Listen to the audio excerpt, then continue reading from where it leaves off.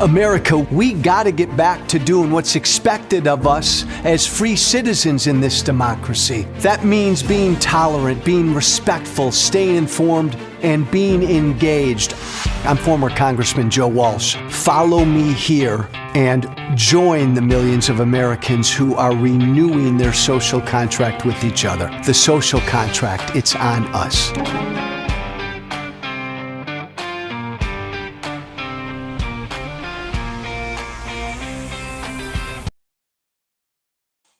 Hey, it's Thursday. Former Congressman Joe Walsh with you. This is the social contract. Hope you're all having a good week in these crazy times.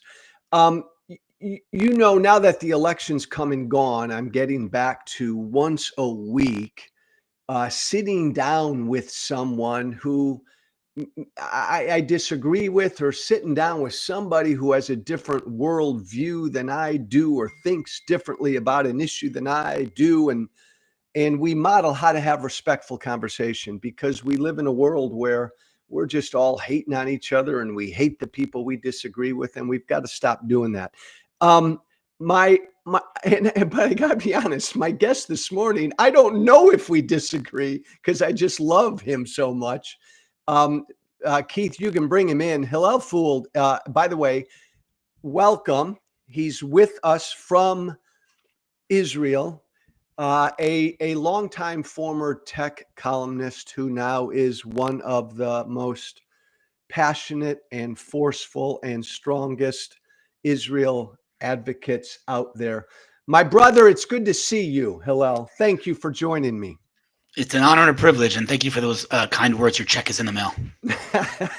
Well, here's the funny thing, because every week I sit down with somebody who disagrees with me about immigration or Israel or healthcare or paying back student loans, and we kind of model. I don't do debates. We model how to have a conversation. This one's a weird one, because like you and I are brothers on Israel.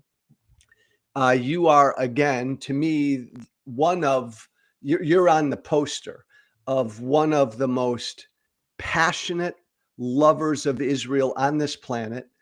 I like to think that I'm somewhere smaller on that poster. Trump, and help me. Let's jump right in. All right, we're done. Trump. So like, you tweeted something a couple days ago that, again, I found everything you tweet I find interesting, but you tweeted something like, "Happy days are here again. We're going to have a great friend of Israel's in the White House." And yeah, I know a lot of you don't like him because of his personality or whatever, but doggone it, he's going to be a friend of Israel. And I agree on the Israel part. I didn't vote for Trump. I campaigned my ass off, Hillel, to not get him elected. Let me start here. Is it, in your mind, is it possible to be a really good friend of Israel's if you supported Kamala Harris? Jump in. Let's start this conversation. You and I agree on Israel. We disagree on Trump. Go. Right. So I think the most important thing, irrelevant of this entire debate, is the fact that we're having this conversation. Amen. And the reason I'm saying that, first of all, you have a great head of hair, and I'm hair envy. But jokes aside, I mean, we live in a world that is amplified by social media, and that means there's no nuance. There's no nuance. It's just black and white. You can't say someone's, a good politician but a bad person, or someone. Everything's black and white. It's villain or hero, period. And so the fact that we're able to have this discussion and explore nuances, to me, is the most important thing here. And that's number one.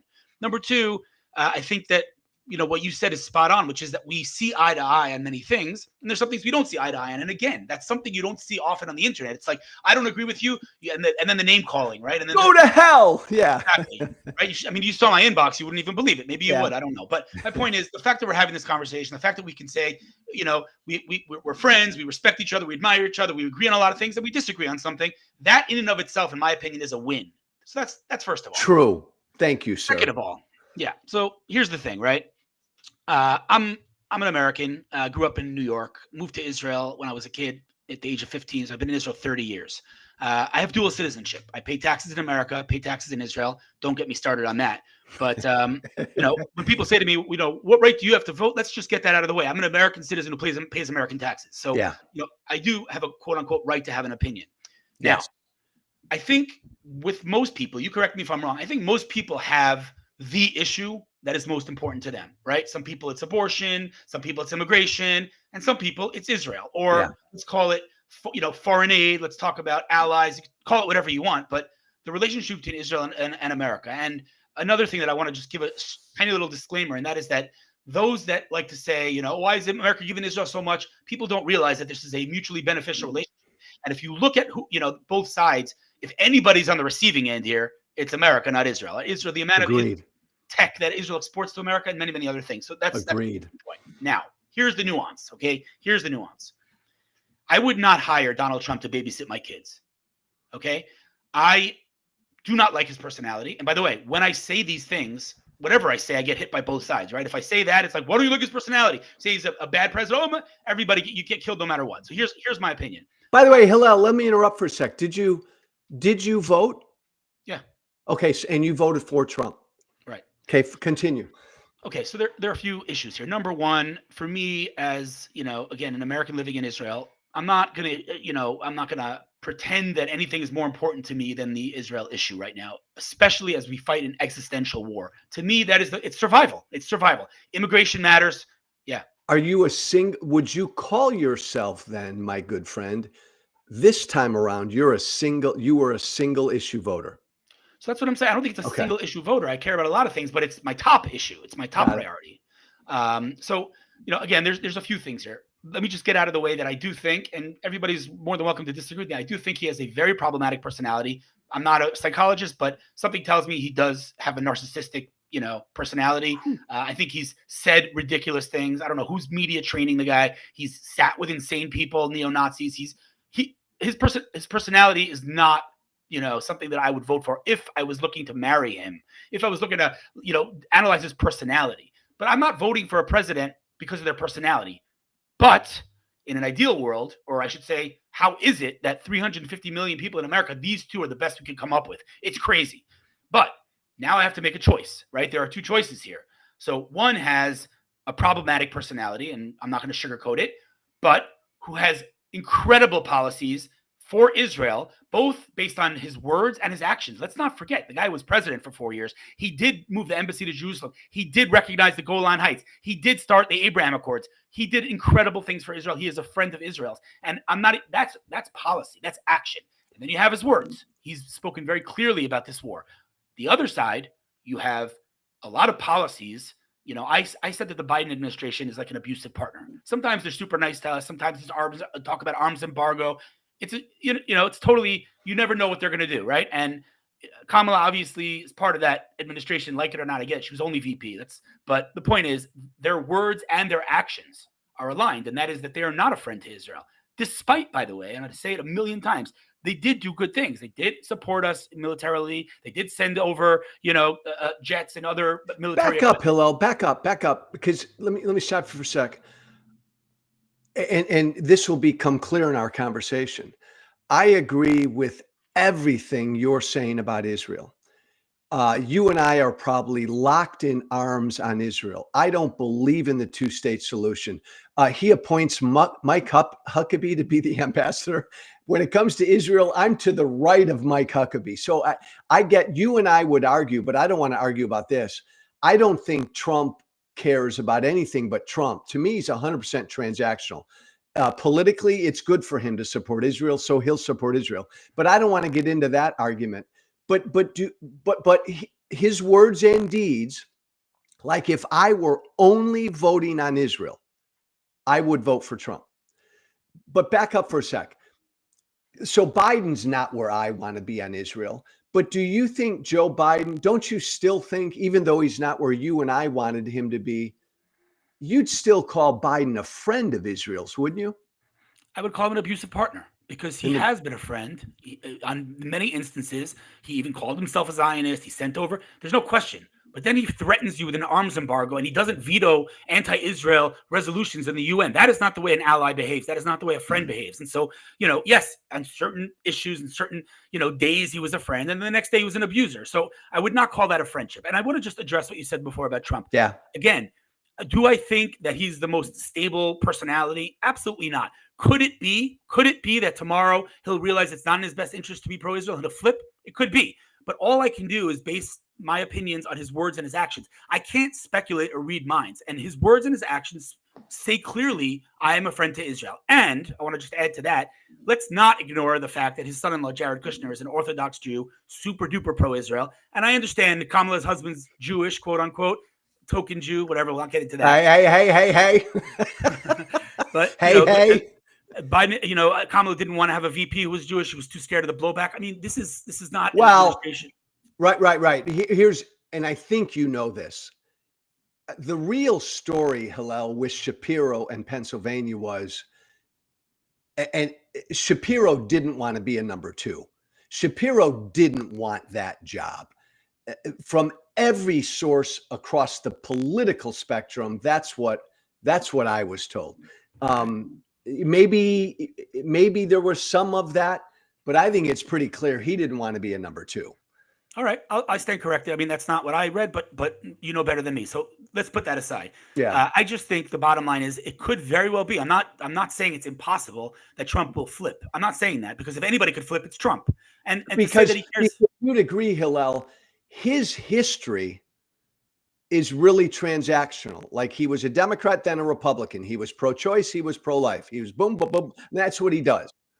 Yeah, no, 100%. That brings us back to his personality. The guy is unstable. There's no question about it. But I can only judge based on the things he said and the things he's done. And the things he said and the things he's done for Israel have been maybe the best president ever, perhaps. But so I'm going to concede that point. We're not going to get into, like, you, I believe, are pro-Israel in your fucking bone. I believe I'm pro-Israel in my fucking bones. To me, Trump, it's a transaction, but I don't want to get into that. But here we've got Joe Walsh and Hillel Fuld, who are two utterly off the charts pro-Israel men on this planet. We voted for different people in the American election. I don't want to generalize. It's not because you voted for Trump, not because you're a single issue voter, but that's by far your most important issue.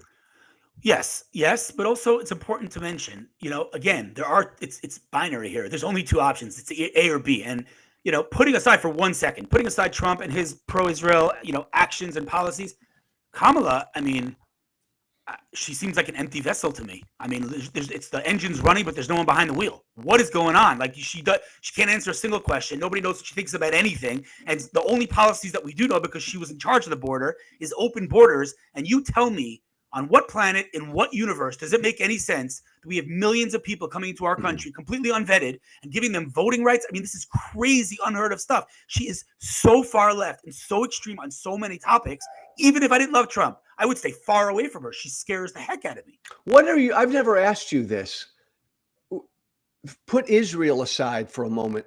How would you describe yourself politically? Like, I've always been pretty far right. Where have you always seen yourself on the spectrum? Probably right alongside you. I mean, okay. Let's talk about, for 1 second, let's talk about immigration, right? Like, the whole, like, oh my God, you're going to separate families. How could you do that? You're so cruel. Let me ask you a question. If there's a family and the father deals drugs and he's put in jail, is he not separated from his family? If there's a murderer and he's put in jail, is he not separated? If someone breaks the law, then they have to pay the consequences. And that means they're deported. And if they're separated from their family, that's not my fault. That's their fault. We have a broken immigration system in this country. We've had it for a long time. We had it under Biden. We had it under Trump. We had it under Obama. It's been a huge problem. It's gone like this. It's gone like this. And I have no doubt, I agree with you, Hillel, I think that may have been the biggest issue in this election. Now, Trump demagogues and lies about the issue, right? They're eating cats and dogs, which is utter bullshit. And he says shit like that. And I've said this, the Democratic Party for too long ignored this issue, and it bit them in the ass this election. So I think I imagine we can agree on one thing, and that is in terms of the campaign from a marketing perspective, Trump actually killed it. He absolutely killed it. The McDonald's thing, the garbage thing, and if you'd ask me, the eating the dogs and cats thing was a marketing stunt. You don't think he knew everyone was going to talk about it? He's No, smarter no, than that. but okay, but then that goes to this, Hillel. Part of why, and people refer to Trump's personality. I could give a damn about his personality. It's much more serious than that. And a part of that is he's a pathological liar. I mean, his whole life, I'm a former politician. All politicians lie and fudge and hedge. This guy lies almost every time he opens his mouth. Now, you said about the cats and dogs, you said great marketing. It's a lie. It's an outright lie. Does that not, even if you think it's good marketing, does it bother you that he just openly lied in a nationally televised debate like that? Yes. And that brings us back again. A liar, as far as I'm concerned, is a personality trait. He is a liar, but again, he could say whatever he wants. His actions and policies speak louder than his words. His words are, again, I think I'm probably more extreme than you in terms of how much I can't stand his personality. I think he's off his rocker. I think he's a loose cannon, no question about it. But at the end of the day, like you said, every politician lies. Kamala, I mean, the number of lies, that she told was off the charts. Do you think, like, to me, there's no comparison. Trump, we've never seen something like Trump. Like, he's the worst iteration of a lying politician. He really lies all the time. Do you see that difference, or do you think Trump's just like any other politician? Let me be a good Jew and answer your question with a question. What do you think of Netanyahu? What do you think of Netanyahu? I have always loved him. I think he should have resigned 2 weeks after October 7th. I think he's been around too long. I think when you're in power that long, that power corrupts you. I loved the man, Hillel. He's been around too long. So let me tell you that, first of all, just full disclosure, I didn't vote for Netanyahu. I think he's going to go down in history as one of the best politicians in history. And I think that the way he's managing this war, there's not a single in my opinion, not a single politician that would be able to withstand the pressure from America and everything like that. But why am I bringing him up? I'm bringing him up because there is a very real thing called, BB derangement syndrome, right? BDS, right? And Trump derangement syndrome. I'm not implying that you have it, but I am telling you, and I'm sure you see it too, with Netanyahu, the guy could do no right. These guys were, protesting on Kaplan in Tel Aviv for the last 2 years. They keep changing issues, right? It's a judicial reform. Let's protest against Netanyahu. He fires a defense minister. Let's go against Netanyahu. It's the hostages. Let's go against Netanyahu. He can't do right. And just on that one issue, like the hypocrisy and the dissonance is so ridiculous, because these people are protesting for a year saying we want to get Netanyahu out of office in the middle of a war. But when Netanyahu fires a defense minister in the middle of a war, that's not okay. Like, it's so much hypocrisy. I agree with you, Hillel. And the opponents of Israel have used Netanyahu as their poster child to go after. This is not what I'm just curious as to what your answer would be. I think if Netanyahu had resigned 2 weeks after October 7th and whoever was in charge, I think Israel would have conducted the same aggressive, we're going to fucking destroy Hamas and Hezbollah war. Don't you? Not even remotely, like absolutely, hard, unequivocally, no. But it wouldn't have been Netanyahu's war then. It would have been Israel's war. That was my worry. You think when our friend in the White House told us not to go into Rafah under any circumstances, and his VP said, I studied the maps, you cannot go into Rafah without committing genocide. You think there's a single politician in Israel or maybe in the world that would have given the middle finger to that administration and said, we're going into Rafah? Not a single one. You can't go into Lebanon. You can't go into Rafah. And Bibi gave everyone the middle finger and did what we needed to do. And we see the results. So I strongly disagree that there's anyone in this country that could have replaced him, that we would not be fighting the same war. We would not be winning like we're winning. We need someone that strong in power in Israel. Now, the reason I bring him up, because I do see there's a lot of similarities. The people that can't stand him say he's a narcissist, say he's a liar, say all he cares about himself. It's literally the same arguments. You see it literally parallel, right? It's the same arguments. And it's, in my opinion, no politician's perfect. Neither is Netanyahu. He's not perfect. He's maybe been in power too long. But instead of focusing on what he's not, I tell my friends, tell me who can replace him. Give me one single name, and they cannot name a name. So until you can find an alternative, don't tell me he should be out of office. And I say the same thing about Trump. If you're going to tell me you don't like Trump, great. You're going to tell me you like Kamala? I mean, that woman, I'm sorry, she scares me, literally scares me. So who are you gonna? What are you gonna do? It reminds me of a tweet you sent out maybe in August, and I wanted to respond to it because it was really thought provoking, and I forgot. You and I could hear how frustrated you were. You said, "Okay, okay, all you people who are supporting Kamala, can you give me one pro Kamala reason? Like that's not anti-Trump. Like Kamala will do this. Can any of you do that?" And it was a really good tweet. And I wish I'd responded to it because I would have said, okay, I'll give you the pro Kamala argument as to why I'm supporting her in no particular order. She'll support Ukraine, Trump won't. She'll give her middle finger to Putin, Trump will do what Putin tells him to do. If Kamala loses this election, she'll concede and accept the election result. Trump will never accept a loss. Kamala will never try to overthrow an American election. Kamala Harris doesn't believe she's above the law. She'll abide by the rule of law. Trump will break the law whenever he wants. I could go on and on and on. Yeah, but Joe, all of those things, there's a pattern here. All of those things that you just mentioned are speculation. She would never do this. She would never do that. She would do this. She would do that. Look at her administration. Look how, I mean, they look at the world under Biden and Trump. I mean, the world is in chaos right now. So again, Trump is a lunatic, but he did amazing things for the world and for America. Hold on. Before we get to the world in chaos, let me push back a little bit on speculation. Kamala Harris lost. And a week ago, she publicly conceded to the country and she publicly congratulated Trump. She didn't lose, Joe. She didn't lose. He smeared the floor with her. Right. But she lost, right? Trump won. 4 years ago, Trump lost. He's still never accepted that loss. He never conceded. And Hillel, you and I can disagree. He was indicted. I believe he committed crimes, but he was indicted for committing crimes trying to overthrow an American election. Now, you can disagree with whether he committed crimes, but that's not speculation. There we have a direct comparison. Right. Somebody lost, another person lost, somebody accepted it. The other one gave their middle finger to the American people and tried to overthrow the election. Like that goes way beyond personality. No? I mean, absolute lunacy. I'm 100% with you on this. No question about it. But again, first of all, the indicted thing, again, there's a Netanyahu parallel, right? I mean, they came up with all these crazy cases.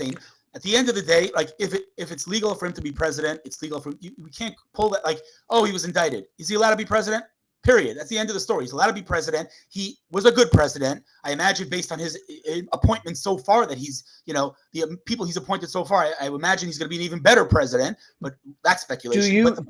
Do you acknowledge that, again, you and I are probably fucking brothers on damn near every issue, especially Israel.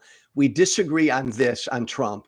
Do you agree that people like me supported Harris and it has much more to do with just Trump's personality?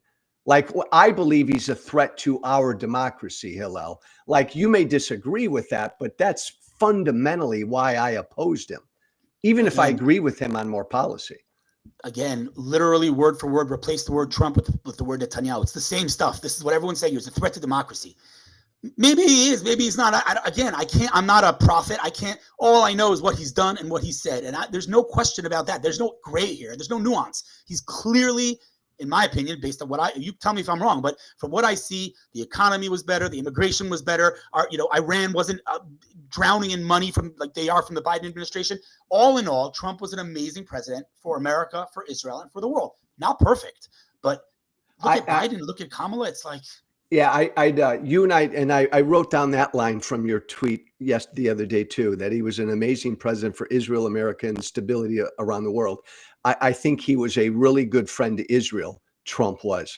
I don't believe he was an amazing president. I mean, look, Hillel, our economy, America's economy, by far has recovered from COVID better than any other industrialized nation in the world. Inflation is non-existent now. Wages are up, and it's been this way for 2 years. Biden is so fucking old, he could never communicate any of this.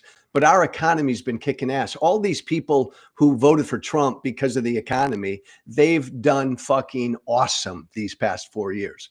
Trump I mean, botched COVID. I could go on and on, but grocery prices aren't up. Like millions of people can't pay for groceries. That's a fact. I mean, this is a no, real problem.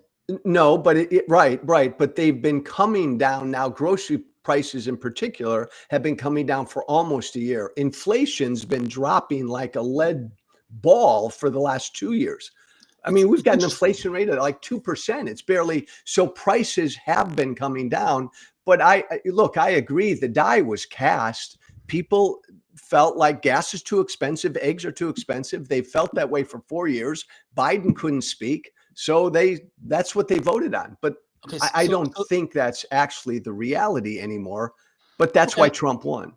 Okay, I mean, obviously it depends what metric you look at. There are those that would say he's better for the economy, those that say he's worse for the economy. But on a more fundamental level, and I'm not belittling the importance of grocery prices and how an economy functions. That's super important. And I also want to just point out something very important. That is that we keep talking about Israel as if it's an isolated problem. But when Trump pulled out of the Iran deal, and sanctioned Iran, they would not in a million years have had the balls to do what they did on October 7th, right?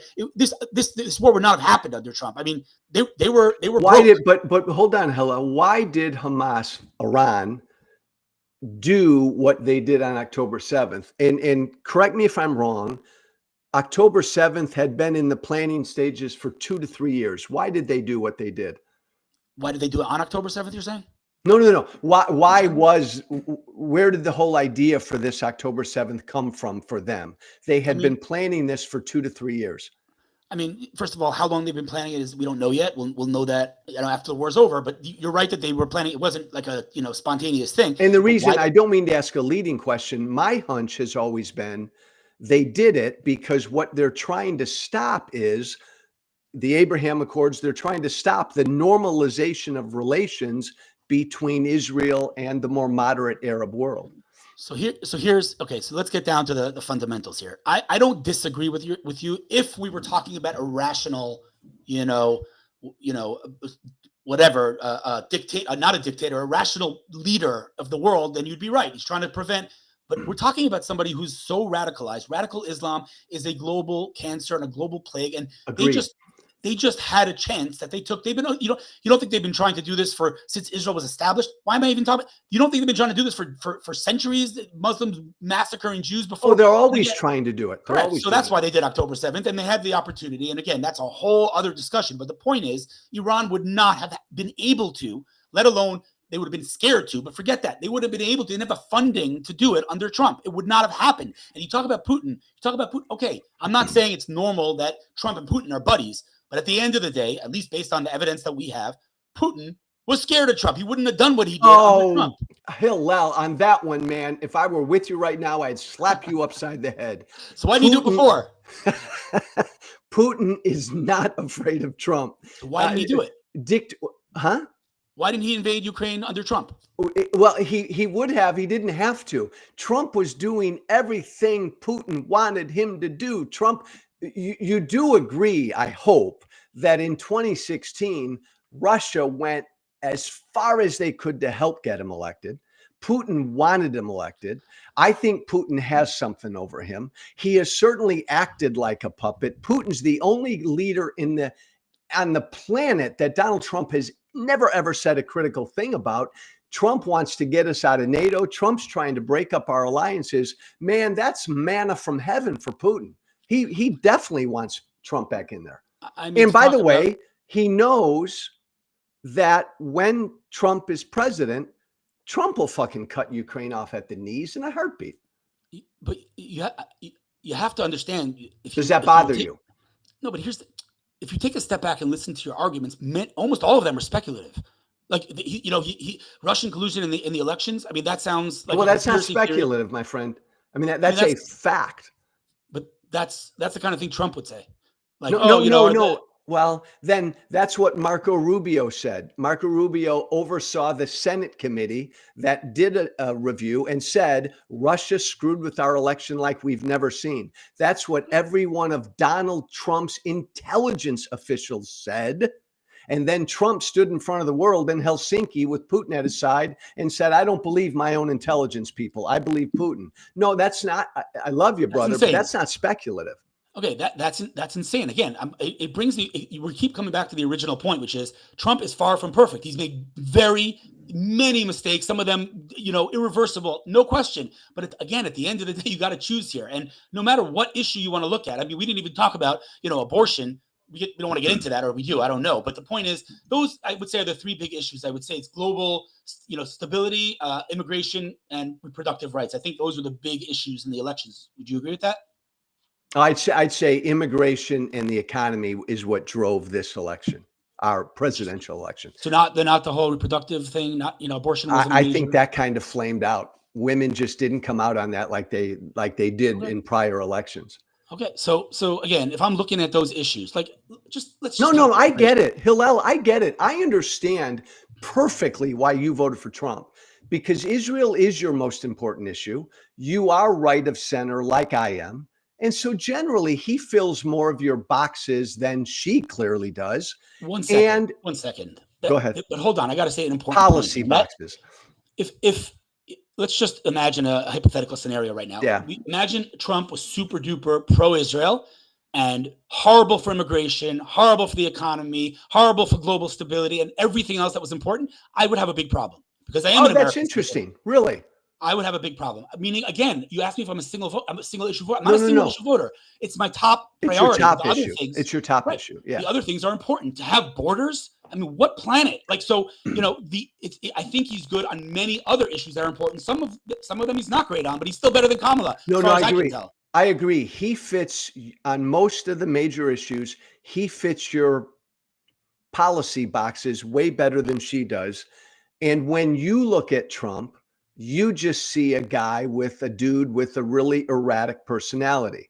Right. So when people are listening to you and me right now, and they see two right of center guys who agree on Israel, who agree on most of the other issues, but yet one guy, Joe, voted for her and one guy, Hillel, voted for him. I guess the difference between us, and respond to this, is I don't think it's a matter of personality. I think Donald Trump is a lawless, un-American traitor. And I know you disagree with me, but if I would never vote against Trump just because I had a problem with his personality. Why didn't you not vote? Why did I what? Why didn't you just abstain? Why didn't you just stay? That's a great question that very few people, damn you, that very few people have asked me. Because, and I consider Trump to be a real threat to our democracy. And if I believe that, then I have an obligation to vote for the only person who could keep him out of the White House. Hillel, if Joe Biden were 151 years old, I would have voted for him if he were the Democratic nominee, only because I view this guy as an existential threat. And as somebody who would die to defend Israel, I think America is no good for Israel if our democracy isn't standing. But go. Okay, so I appreciate the honesty. So you're answering the question that you just quoted in my tweet, where I said, "Someone tell me why they're voting for Kamala." You just answered me, because she's not Trump. So at least you're saying, you're being honest about it. You're voting for Kamala because she's not Trump. You're not voting for Kamala because she's good for America. or I'd flip it, and maybe you wouldn't be satisfied with this, but I'm voting for her because she's pro-democracy, she's pro-rule of law. She's she's going to be a president, not a dictator. She's pro-Ukraine. Is he a dictator the first time in office? Huh? Was Trump a dictator when he was president? No, he tried to be. He was incompetent. He didn't know what he was doing. I really fear for some of the stuff he's trying to do now. And you and I have talked about his appointments. You and I love Huckabee. I'm generally okay with Rubio and Walz. But my God, Matt Gaetz in charge of the Justice Department, Tulsi Gabbard, who to me is like a Russian asset in charge of our intelligence. So I have a real problem. He's putting people into positions purely to like give him power. I'm worrying about some of his appointments. I don't at all disagree with what you just said, but then let's be fair and look at the people that Kamala surrounded herself with. I mean, we're talking full blown anti-Semites, like not one and not two. She's surrounded herself with some pretty scary people, and that just amplifies her already anti-Israel stance. And again, we're not going to get too deep into the Middle East issue. But By the way, Hillel, I love talking to you. Continue. I love talking to you too. Should do this more often. But I'm just saying, on what planet could you imagine? Just imagine the following scenario. Okay, you got someone in high school, right? And he's being bullied like freaking crazy every single day. And his best friend says, don't hit back. Don't fight back. Let them bombard you with missiles and rockets every single day. Don't go into Rafah where the head of Hamas is. We know he's there. Don't go into Rafah. Don't go into. Let 10,000 rockets land on your citizens every freaking. And our friend tells us, what kind of friend is that? How could you say that to us? Again, Biden and Harris are typical American presidents who view themselves as kind of like a referee in the Middle East between two sides.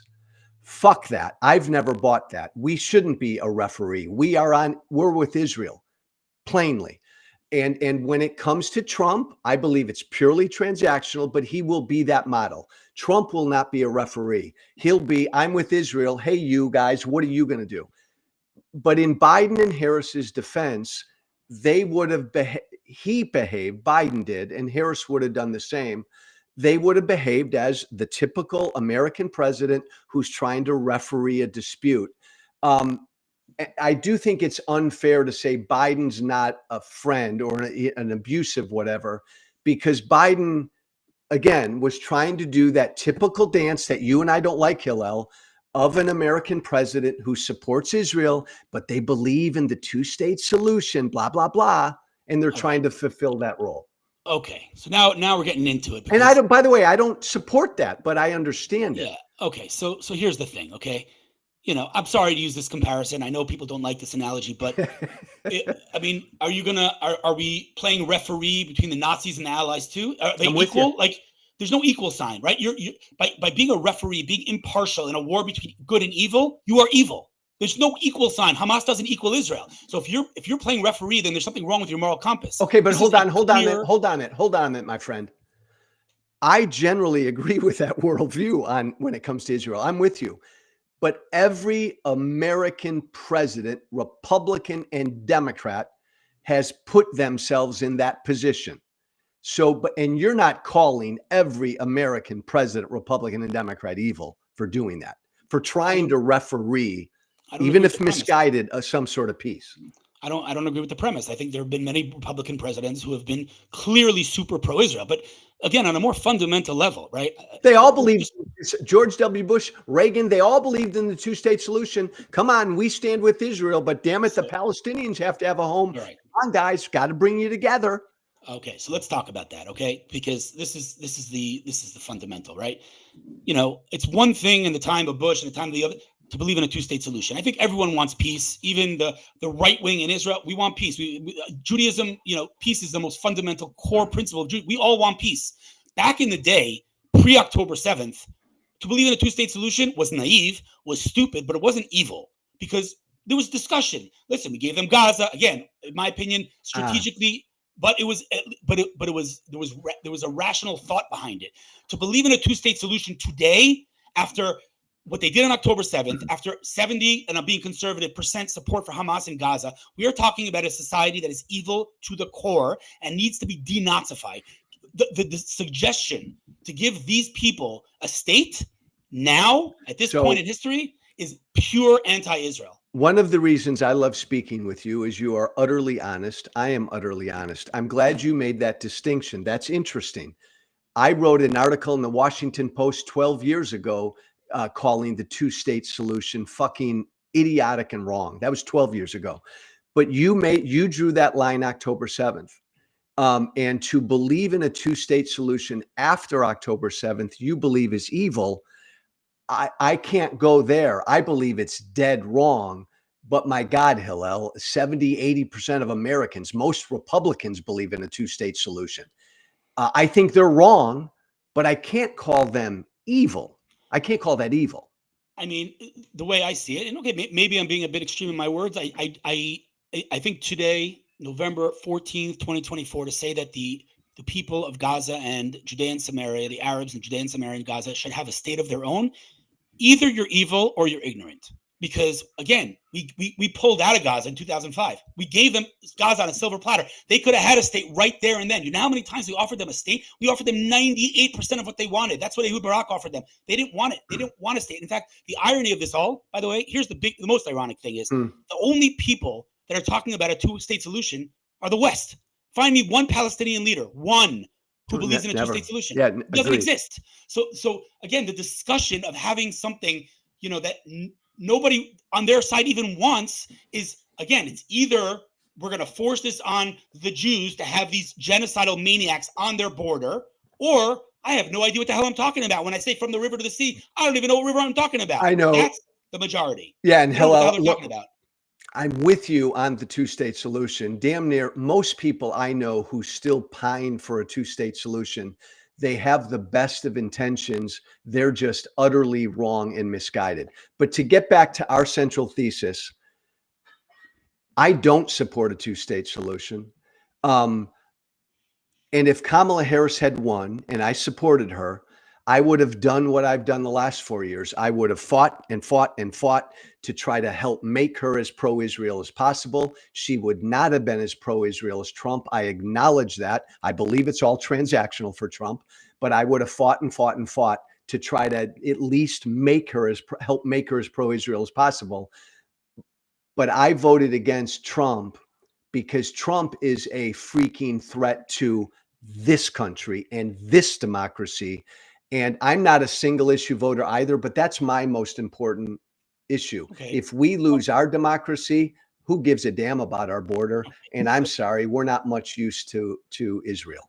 Let's dissect that.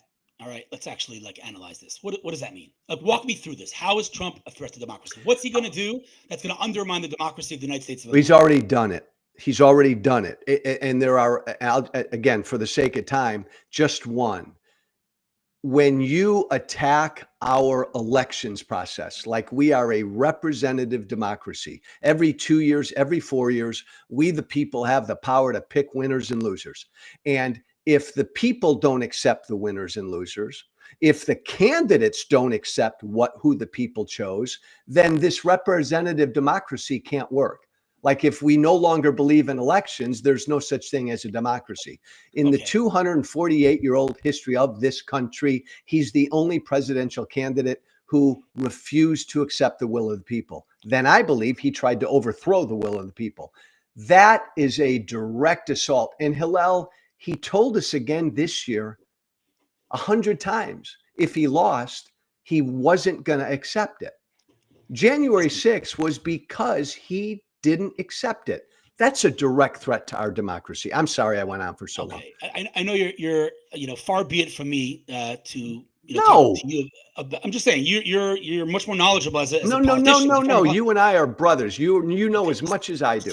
So then let's just be honest here. Like no president, no matter how much of a dictator they want to be, can bring down the United States of America's democracy because of checks and balances. So even if he was a complete lunatic, listen, again, I want to be clear as day. I think it's insane that he didn't agree to the election. I think it's insane. I think it's anti-democratic. But it wasn't disqualifying for you.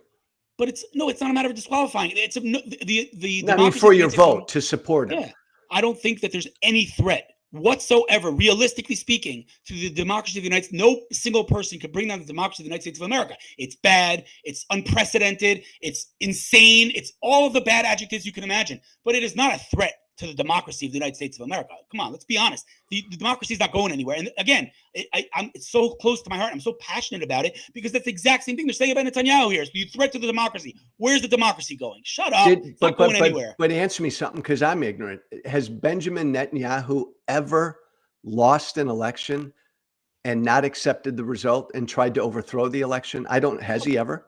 No. No, but he's done other things. People are saying Uh, that he could get the hostages back. He's extending the war for his own. There's a million, claims of that. What he's done has been undemocratic. He hasn't done that specifically. But let me ask you. Maybe it's a naive question. Maybe I'm playing devil's advocate here. Okay, it's bad that he didn't concede and he didn't accept the elections. But like on a real practical level, other than rhetoric, dangerous rhetoric, which again should not have happened. It's wrong. It's all again.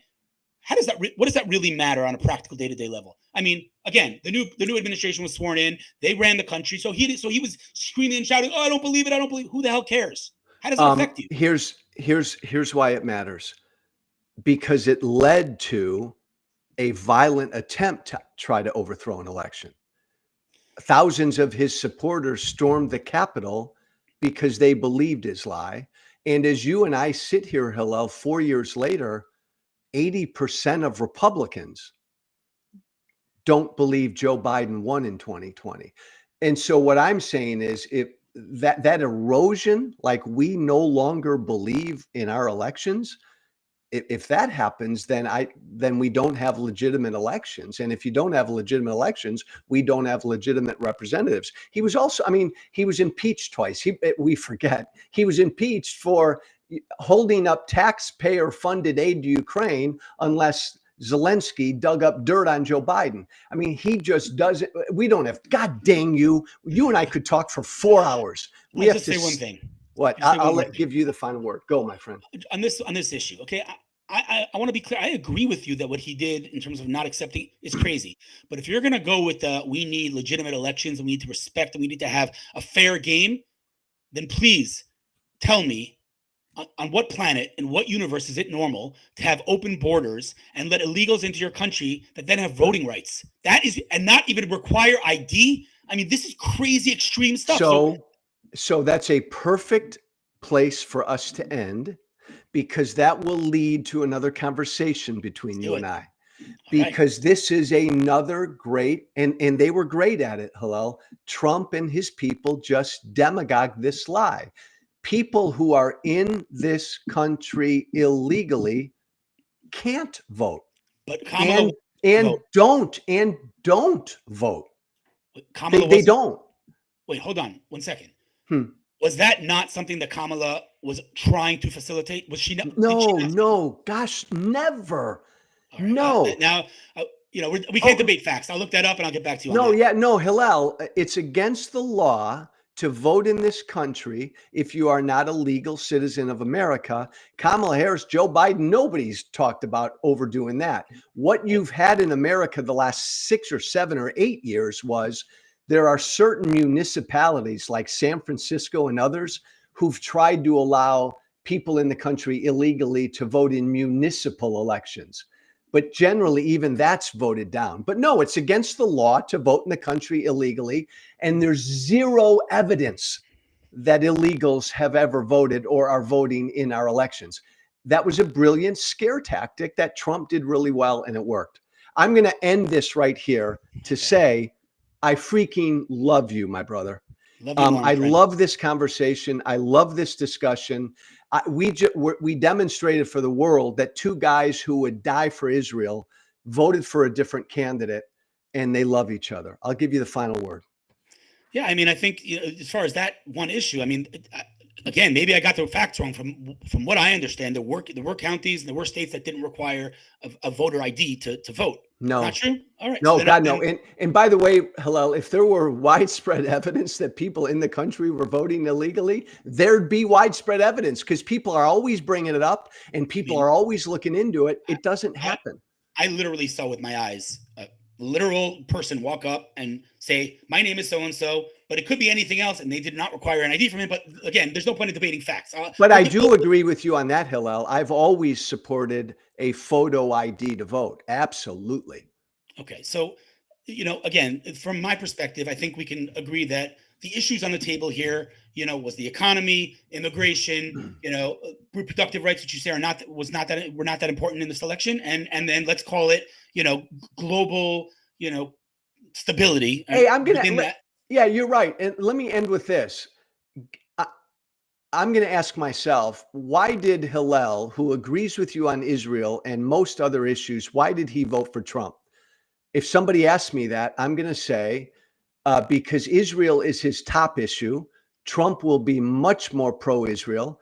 And Hillel believes Trump's got a crazy, insane personality, but generally he does good things, policies. If somebody asked you, that guy Joe Walsh, Hillel, like I know he's pro-Israel, but why the hell did he vote for Harris? What would you say? I'd say, just to add one sentence, the first thing is that I am voting based on Israel, but again, I don't think on the other issues that Trump, if I thought that Trump was going to send America to hell, but it's good for, I don't know what I would have done, but I don't believe that's the case. I'm glad you made that. That's a good point.